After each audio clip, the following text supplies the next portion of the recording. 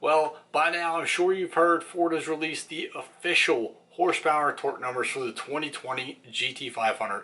It is 760 horsepower, 625 pound-feet of torque. So in this video we're going to discuss those numbers, possible competitors, and does this meet everyone's expectations? So let's jump into that right now. Alright, before I dig too far into this, guys, if you are new here, I am Kevin. Make sure you take a second, hit that subscribe button and that little bell notification next to it so you do not miss out on any new uploaded videos.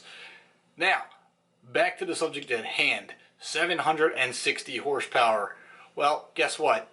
Dodge fans, your Hellcat has nothing on the GT500 now. I don't think the Hellcat owners have a whole lot to brag about right now. But I know where they're going to go. Oh, you got the red eye now, and you got 797 horsepower. Yeah. I hear you. We're going to address that in a minute, too. But right now, 760 horsepower, 625 pound-feet of torque. Real quick, guys, in the comments below, let me know, are these numbers impressive to you? Is this what you thought it was going to be? Is it higher? Is it lower? Or right about where you expected? For me, this is actually a couple horsepower higher than I thought it was going to be. They were hinting around at 720 a few months ago. I thought maybe it would land right around the 740, maybe 750 mark. So 760, it's a pretty good number.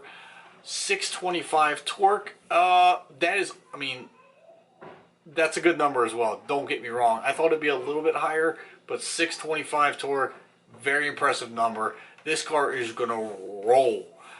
We don't have official 0 to 60 times. We don't have quarter mile times as of right now. It has not been tested. 0 to 60, I don't know. I'm thinking it's going to be somewhere in the threes. We'll find out. 3.7, 3.8, kind of my guessing. Possibly even lower than that. But again, we don't have numbers. We can't test it. Now, as far as competitors are concerned in this horsepower range, I think it's going to compete with the ZL1. Now, although it does have more horsepower than the ZL1, the GT500 is not a one-trick pony. It is also a track car, so this thing is supposed to be able to take corners and run a road course with the best of them. So the ZL1, I feel, is going to have some competition from the GT500. That's going to be interesting. The drag strip, alright. This is where all the Dodge owners seem to be blowing things up. You have the red eye, which is 797 horsepower. Well, yeah, the GT500 is just shy of that number, but you know what? Horsepower sells cars. That's it. That's all it's good for. When it comes to, it does not equate to ETs. You combine that 760 horsepower with the dual clutch transmission, and I think this thing is going to rip up the quarter mile somewhere in the 10-second range.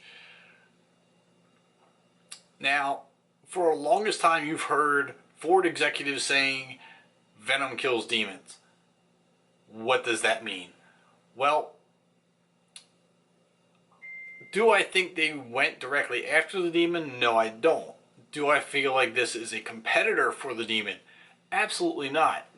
The demon was built for one thing and one thing only, and that was to run the drag strip. It has a line lock, a trans brake, drag pack. It's set up for the quarter mile.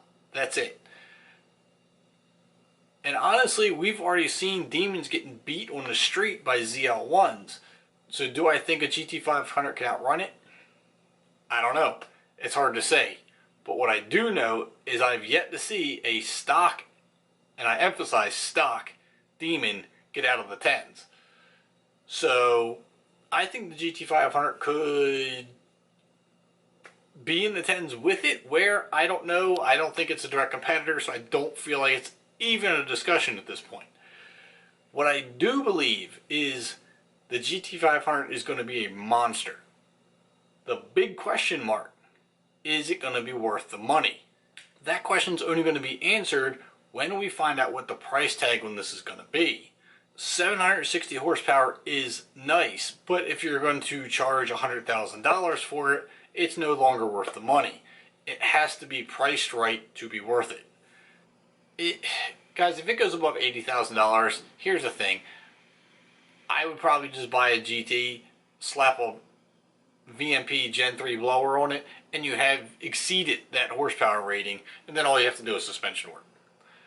So let's hope that Ford isn't just going to bank on the Shelby name and overprice this car. Why don't you drop a comment? Why don't you tell me what you think the price is going to be? I'm banking right around $70,000. Now, I say that, but then you get to a dealership and they're going to hike that price probably another $10,000 easy. Good God, the first couple hundred are probably going to go for $80,000. I don't know. So until we know what the actual price is going to be, I guess finding out whether it's going to be worth it or not is solely going to be left to speculation. All that being said, I'm still pretty excited for the release of this car.